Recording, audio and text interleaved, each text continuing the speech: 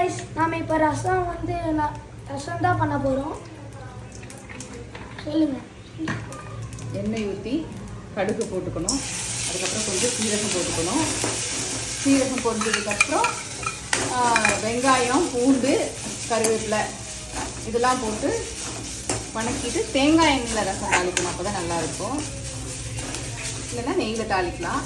அதுக்கப்புறம் சீரகம், மிளகு, கொஞ்சமாக கொத்தமல்லி விதை, ஒரே ஒரு வரமிளகா இதெல்லாம் போட்டு இடித்து போட்டுட்டு கொஞ்சம் பெருங்காயத்தூள் அதுவும் போட்டு இடித்து போட்டு அதை அந்த தாளிப்பு கூட சேர்த்து நல்லா வணக்கிட்டு அதுக்கப்புறம் ரசம், புளி, தக்காளி வேக வச்சது எல்லாம் கரைச்சி அதுக்கு உப்பு, கொஞ்சம் சர்க்கரை எல்லாம் போட்டு கலந்து வச்சுருக்குது. அதை உள்ளே ஊற்றி லைட்டாக நொர வர்றப்ப நிறுத்திடணும். கடைசியாக கொத்தமல்லி தழை தூவிடணும். ரசம் ரெடி.